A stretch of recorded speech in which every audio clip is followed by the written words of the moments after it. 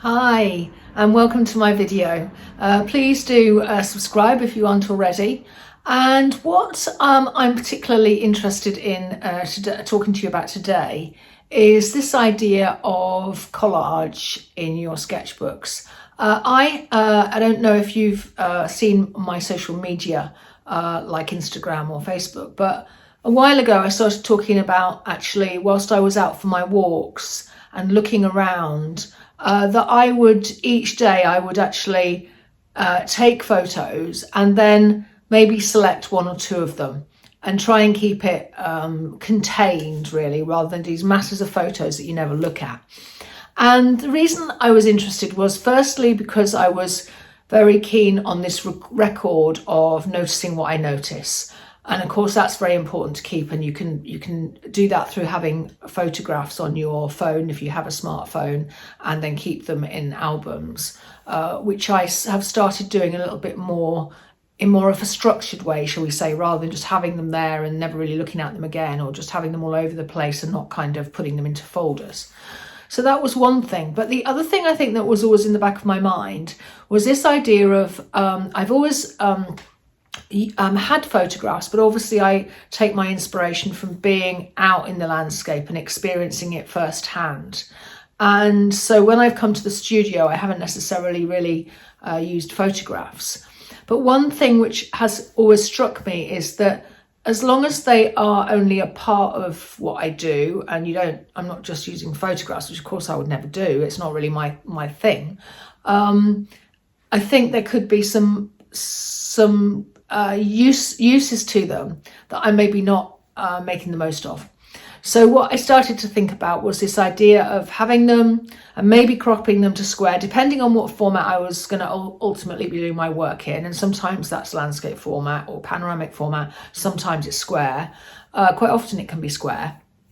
So I was thinking of actually exploring this idea of using the photographs as sort of inspiration for thumbnails in my sketchbook, or thumbnails that were collage driven. And the reason for that is that I'm sort of expanding my repertoire of collage work that is involved in, or that is part of, my exploration work. And so this is what I've been doing. And I've just at the start of it, so I just wanted to share some of that with you. And I'm going to put the camera over the desk and just share some things that I'm up to and how that's looking at the moment. Okay.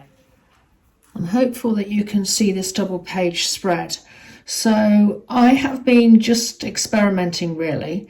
So on this side of the page with the black and white, what I've done is I mentioned to you about the photographs I've been taking, and I've kind of looked at these photographs and I've kind of cropped them, I'll show you how I just kind of printed some of them out.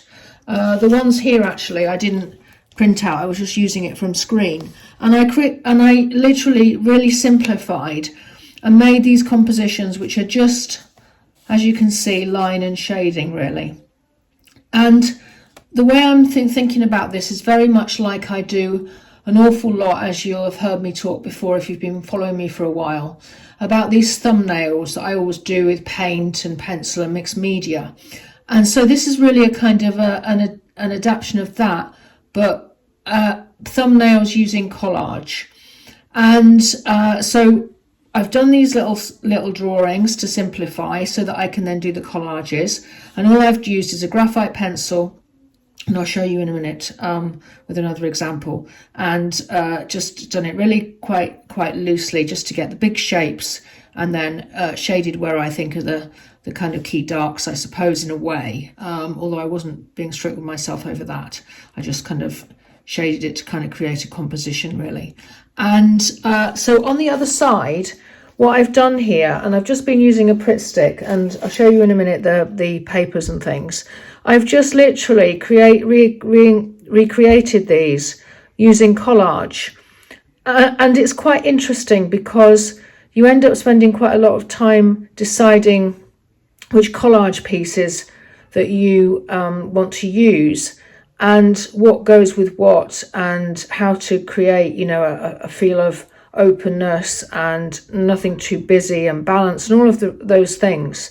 So some of these work better than others.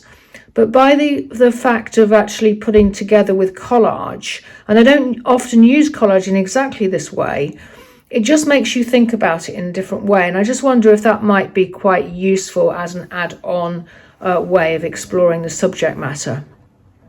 And what I found was if I wasn't careful, it just got far too busy. These are obviously very small.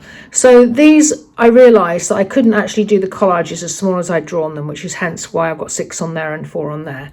So in the future, if I'm going to do drawings first, I'll probably have them at the same size. But that aside, I was using quite a restricted stash of collage papers. That was purposeful. I didn't want to spend ages and ages deciding on the exact best. I just wanted to kind of create something that I thought worked to a point. And it's interesting because I still feel that some of these work better than others. This one I really don't like. I just don't think it kind of hangs together and works as well as the others. And part of that could be, well, there is light there. I mean, this one for me kind of works, but it could just be that it's a more familiar landscape format and landscape sort of scene, I suppose. I rather like this one because I've actually, it's reflected either side. You've got these lines that then become, this is kind of interesting, the way it's sort of cropped in a sort of strange way. So in a way, I'm trying to kind of create something that is more quirky and jarring, but something that still hangs together properly. And it's just early days. There's a temptation now to start putting paint on and making, lines and all the rest of it. And for now, I'm not going to do that because I'm just enjoying using the collage. And I think it's making me think about the collage in a different way. And that's what we're always after when we're exploring the subject matter. Can we use materials that help you to think about the subject in maybe a different way to how you'd always thought about it? And certainly the collage is although I was a little bit skeptical about doing it in this way, because that's not how I use collage in a painting, for example, or sometimes I do, I cover it, but it's not always how I do it. But it's useful in itself. And I think it will make me think quite a bit about the relationship between different collage papers, which is useful, I think, and obviously in the context of the subject matter. So I have, just so that you can see, a photo. Well, I've got a couple of photos. That image there is that photo there, broadly.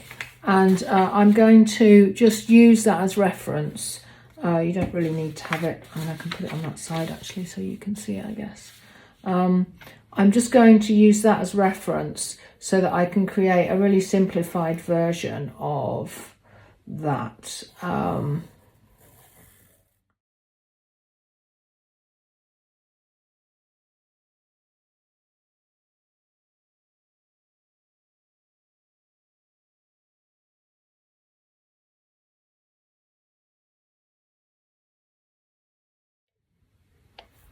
Okay, so I'm going to start with this one. I was looking at some of the papers I've got and I'm quite liking, I want to use some print.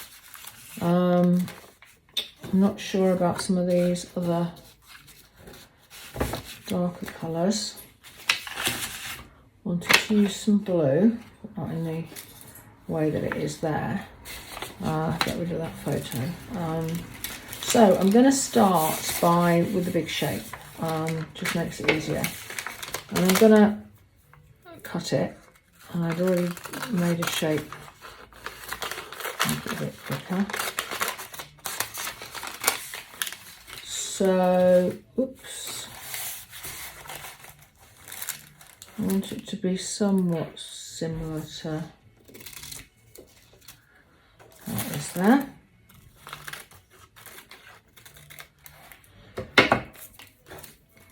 Okay, so that's the big shape. Now I'm going to use, I think I quite like to use that, and I'm going to tear it because I like some of the edges to be crisp and cut, and some of the edges to be torn. And by the sound of that groan, I think Lexi agrees. She can be a bit difficult. So there we are. So quite like that. I'm quite keen actually to have a bit of a slither of pink along the top. I don't know why, I just am. So sometimes when you have these little hunches, it's good to go with them until they prove not to be right, and until they do, just go with them. Now what I don't like is the fact that that is kind of, probably could stick that underneath. Anyway, that's that. What do I want? Oh, this is what I want here.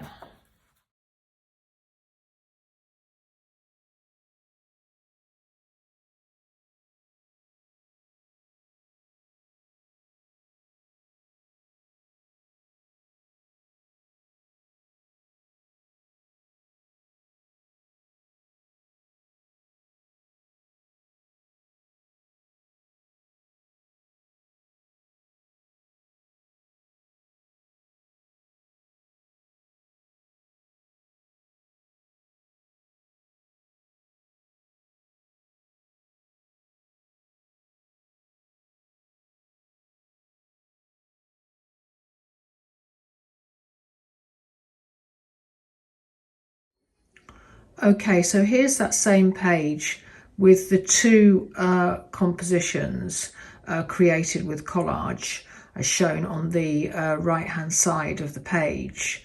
And you can see the photos where they started. That one is that one, and that one is, sorry, that one is that one, and that one is that one. So I'm getting confused.